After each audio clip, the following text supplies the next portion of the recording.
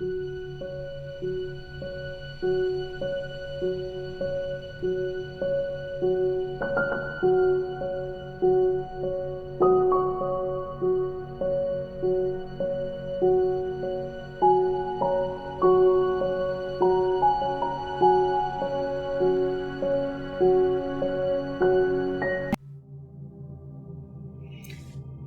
today we have a very strong, loaded, emotional loaded topic, which is, life and the opposite as we think of it. That's called death. Death of life forms, no matter if it's with 2 legs or with 4 legs. Sorry, but I hope you can. Although you might have experienced this right now or not long ago, that you had someone who died or an animal that died, and you are still very, very deeply sad about that and suffering about of it. And I really wanted to also look at that topic because it is so important to understand and to think about it and to talk about it and to implement this into our lives and to deal with it in a different way than we often did. And yes, today I was sitting here preparing this video, and then I thought, wow, I feel it. I'm getting heavy. I mean, to me, it does get heavy because I thought about that the whole day because I planned to talk about that issue or topic, and now it's sitting here. I thought, I felt that heaviness as I was thinking about that topic. So, and of course, I have also experienced death before from my granddad, for example, and two of my, even more. No, my grandmom, a few grandmoms, a few granddads, but no one like accidental, like very spontaneous accidental all of a sudden, not yet. Animals, I've had to experience dying cats that I really loved as a child.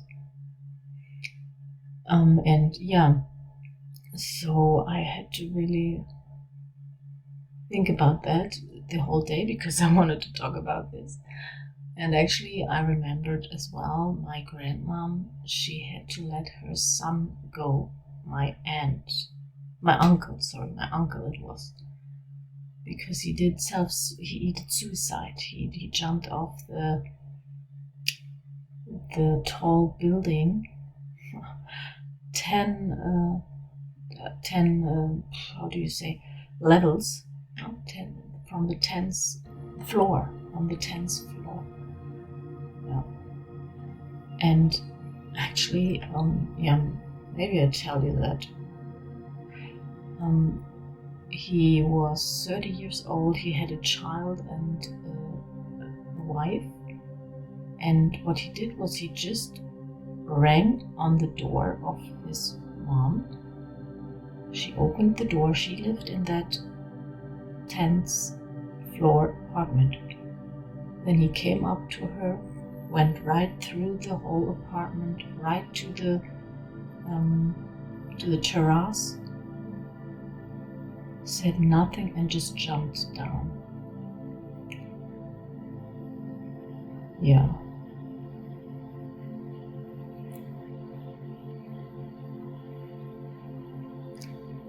And I remember today, because I wanted to talk about this topic, I remember that my grandmom used to have, I don't know him because I'm too young to know him, but she always had a picture of his dead body with a flower on his breast laying, the red rose. She had that picture hanging in her apartment.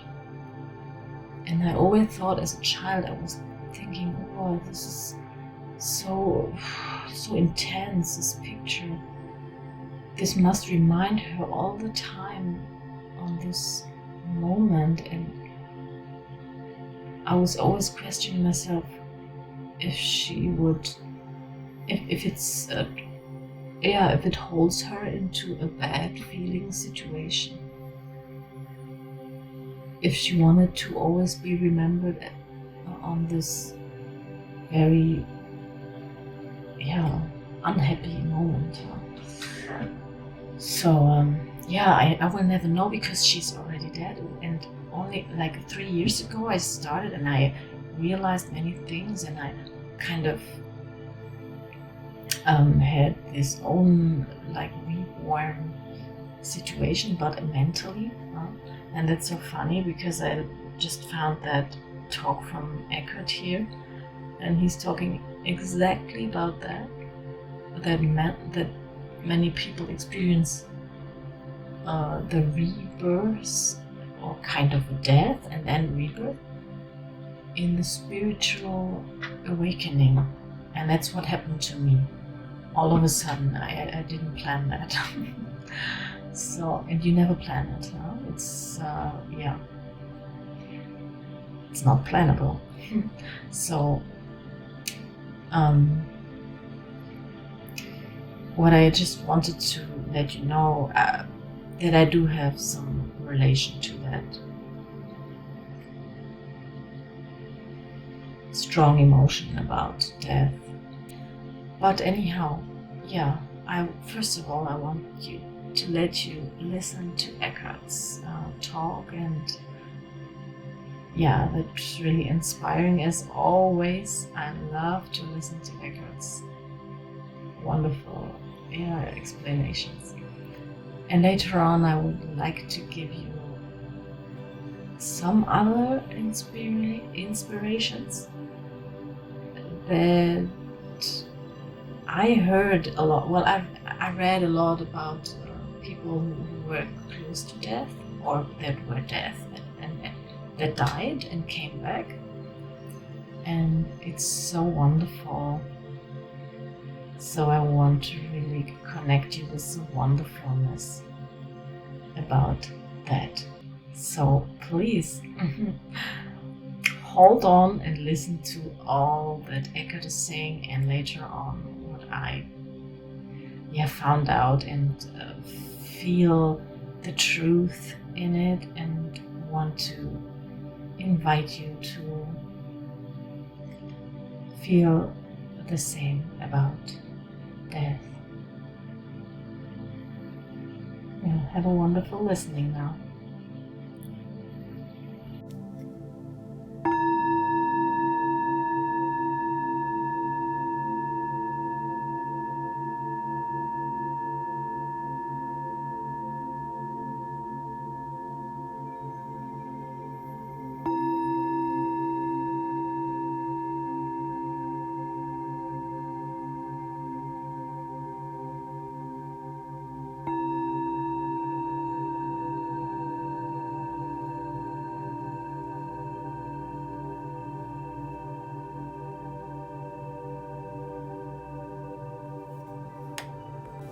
We had to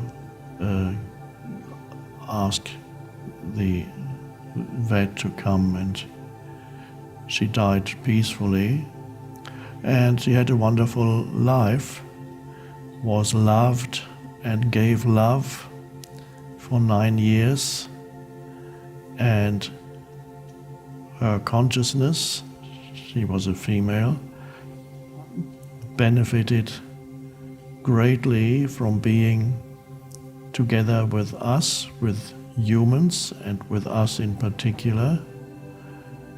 And we benefited from her unconditional, continuously loving presence. She loved almost everybody. Same. She loved almost every other dog or animal and almost every other human, with very few exceptions. And whenever somebody, whether it's an animal that you are very close to or a human, the moment a person dies or an animal dies, you realize what you loved was not the physical form, or the physical form may be beautiful and part of the loving experience, but the moment the life is gone, that which you loved is not there anymore. There is something inhabits the physical form that is the essence, the organizing principle, the intelligence, whatever you want to call it, behind, that keeps the molecules and atoms of the physical form together and organizes, holds them together. Science doesn't know about that yet. It only it equates life with matter, but life is beyond that, and ultimately life is consciousness, and the dog is an expression of the one consciousness, different from a human.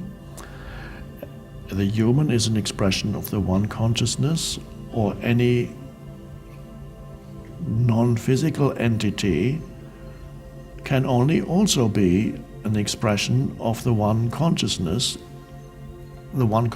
expressing itself at different levels of evolution.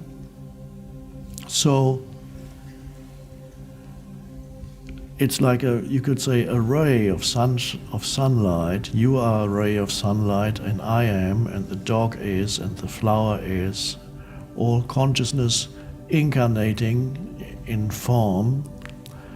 So that does not die. The essence doesn't die, and the dog, it's not a dog. I mean, we think we know what we are talking about when we say a dog. No, it is a being, an energy field, a being, an expression of the one consciousness. Not, we think we know when we label things and call it something, we think we know what it is. We don't know what a dog is. And just by calling it dog, it's just pseudo-knowledge. We don't know what a human is. Just the fact that somebody has a name, we think you know what that is. No, it's an unknown phenomenon. It's through the language gives us the illusion that we know, but we don't really know. And so here you have the dog, this wonderful presence, closed in matter, temporarily, and something happened because consciousness evolves throughout the universe and evolves in billions of ways and forms, in and through billions of ways and forms. It's a magnificent, ultimately totally incomprehensible miracle, totally incomprehensible to the human mind. But consciousness is engaged in this evolutionary process, the one consciousness. And whatever suffers is the one consciousness. It's not a coincidence that there's a religion on this planet where the main image is a suffering God. Isn't that strange? I mean, we have some explanation for it. We say, well, that was Jesus who died for this. Okay, let go of that explanation and just remain with the fact that here the main image of that religion is a suffering, basically, whether you call it Son of God or God, doesn't matter, a suffering God. And there's a deep significance to that. You don't have to be a Christian. In fact, if you're a Christian, you probably don't want to go there where I'm going now. There's a deep significance there because this suffering God is everybody. It is the fundamental human archetype.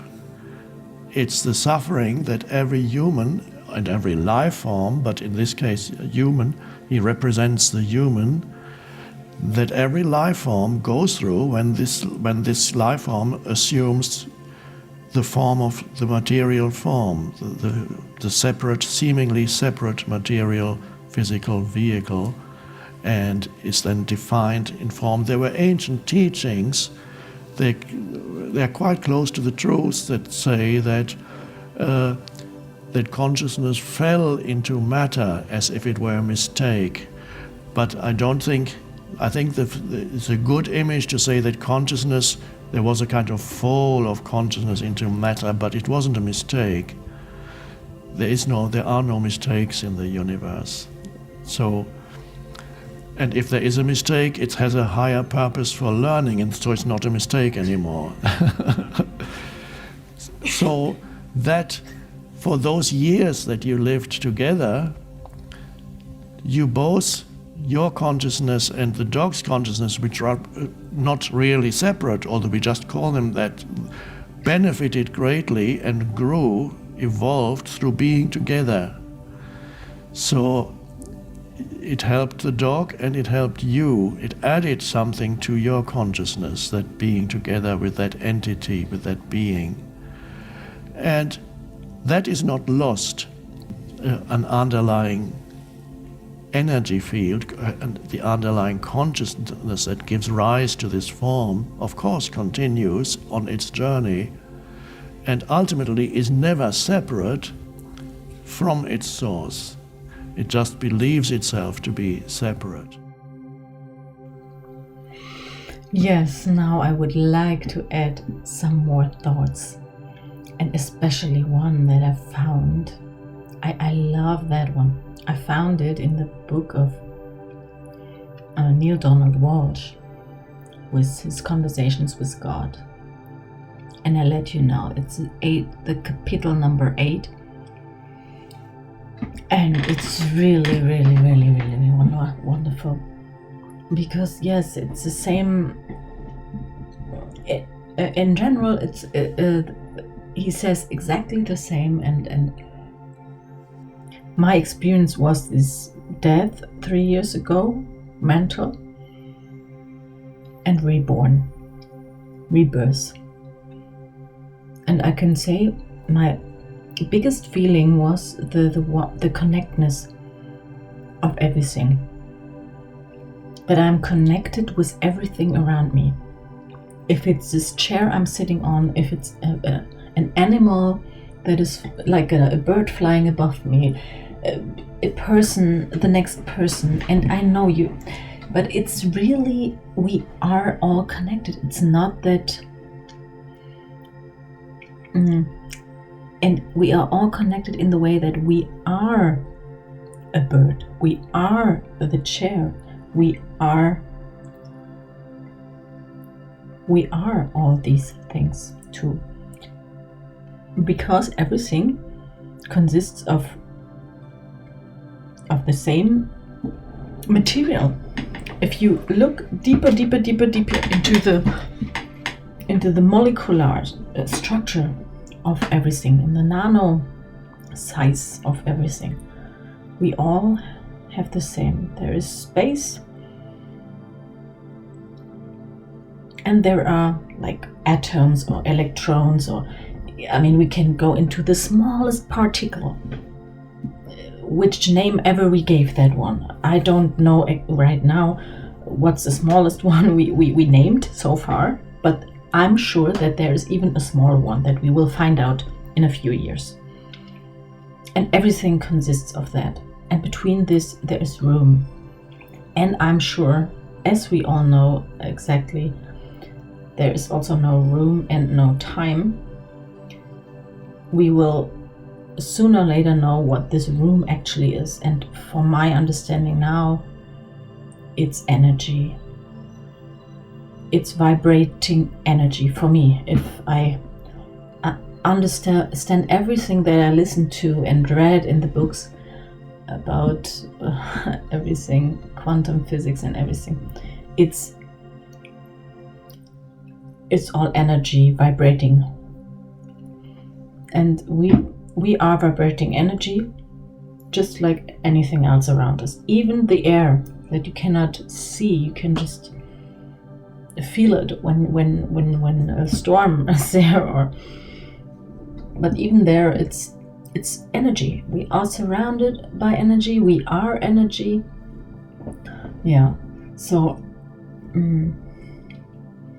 the wonderful thing here is that death and life has to be understood that way, only that way, that as soon as a moment starts, it's already dying as well. Any situation that you're experiencing, that you're feeling, that you're seeing, that you're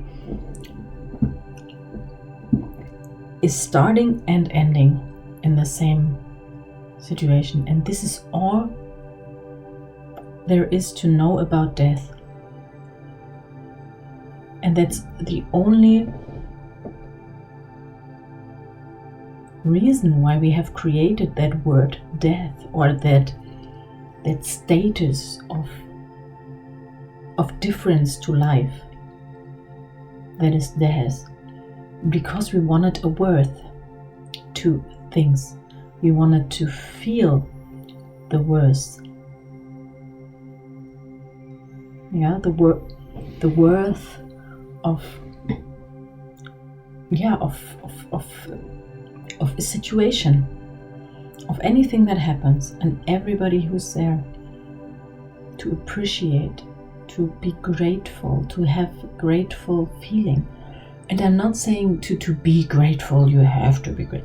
I'm saying to feel. We create this imagination of death to feel more intense. Yeah. And it's so crazy. Just imagine this. It's to just realize that everything that starts ends as well. Through this combination, you can enjoy you can really be this grateful, because I know how difficult it is to be grateful. I did the grateful trainings I did. I was really good at that. I was fucking good. Sorry, the word. But the first year I worked, or I got to know about personal growth and all this. I was right away picked everything up quick, easily, and I felt it. I felt gratefulness for everything. But then after a while, okay, it's still the same all. Oh, so everything repeats again. So, whoa, to be grateful every morning for the same thing, I found really hard. So I really digged deeper into how does it really work. I mean, I can do an exercise of being grateful by telling me every morning, oh, I'm so happy for the water coming out of my, to have warm water, to have a warm shower. But I felt it only in the first weeks, months, and then it changed. I couldn't feel it anymore. I could say it, yes, but I couldn't feel it anymore. So what helps me now is rather to go deeper into understanding of life and death. I had to look at death, and this is what we in our life, in our generation, we stopped looking at the death. We stopped implementing that. The real meaning of death. I don't want to even say because. I just want to point out that it is like it is. We push that thing away. We don't want to look at it, and that's not fair to ourselves, because this way we cannot. If we don't look at death, we cannot enjoy as well. That's why we are also not able to feel the real joy of life, of being alive. because death is only the meaning of changing forms, that everything changes all the time. So you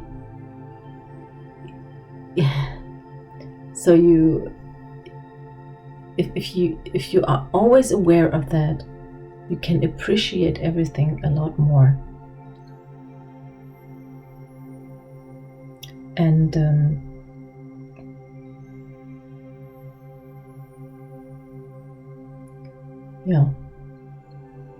this helps you to appreciating and to really feeling a lot more love to everything that is and that you have in your life, every person, every circumstance, everything. You can appreciate. You can start appreciating that more and more. But what I wanted to also, if I know from someone who had lost his partner, and he explained what to do, what you can do. I mean, one part is that you understand that his soul decided this way, and his soul is happy. If someone died that where you and you still have a feeling of sadness for that person,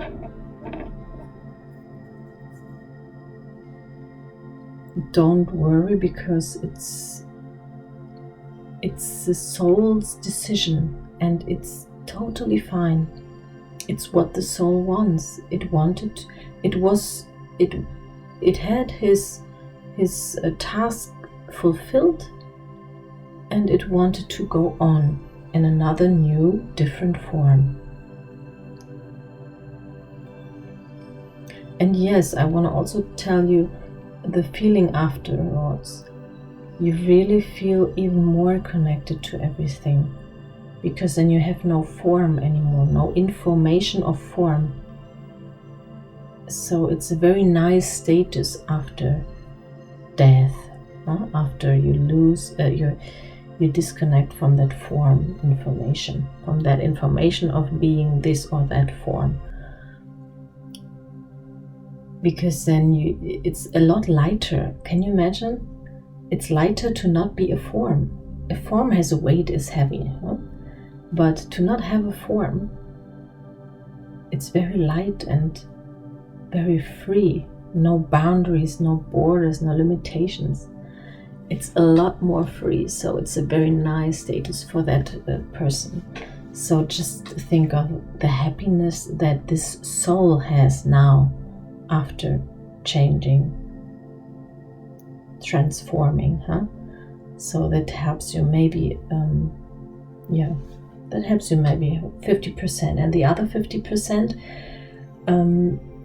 is of course the loss of your hole there. The person is not there anymore. There is a big hole that feels really empty for you.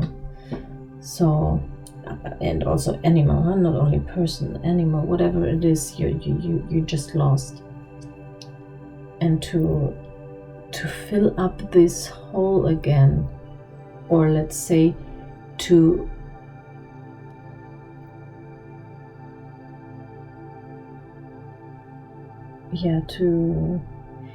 faster come over that feeling of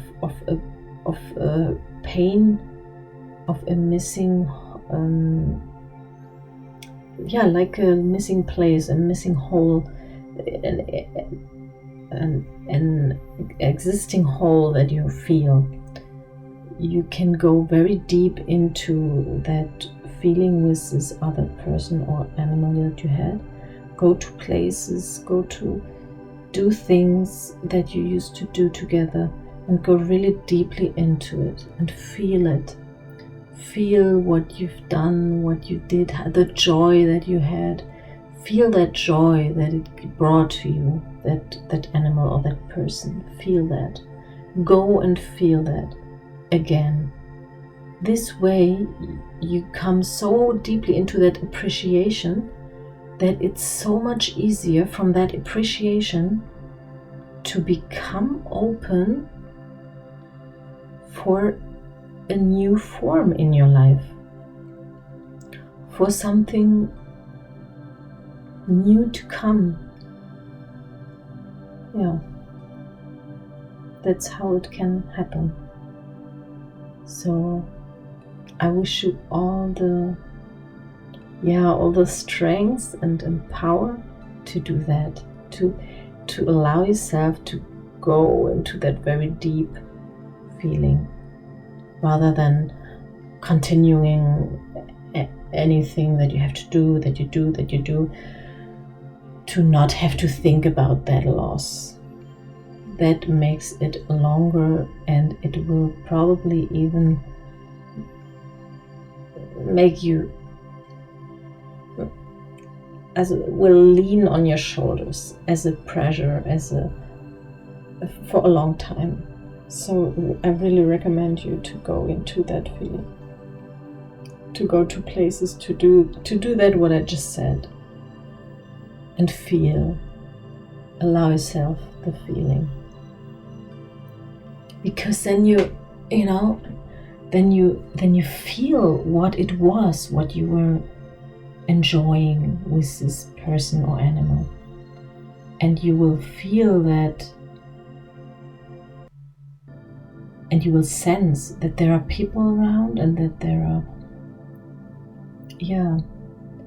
and they can connect to you in certain moments while you're doing this. I just explain a little bit the feeling, because then these people can connect to you and a little bit give you a little fulfillment of this whole, a little. And then in another situation, another person, and another, and even it can come from within you, the fulfilled feeling, even without this person there. And then you start realizing that it's in you. Even this person or animal that's not there anymore, it is in you, and you can still enjoy. You can fill this hole with your own feelings and memories of joy in a very deep sense. And you can even allow others to take part. I mean, if you have like a new pet or a new person later on, and you understand that you can share your feelings about this lost one with this other person as well. You can share the feeling. I hope you enjoy the talks and the tips and the different inspirational experiences. And always think of this, that you are, what are you? Yes, the lottery win of your life. Have a wonderful day, and talk to you soon.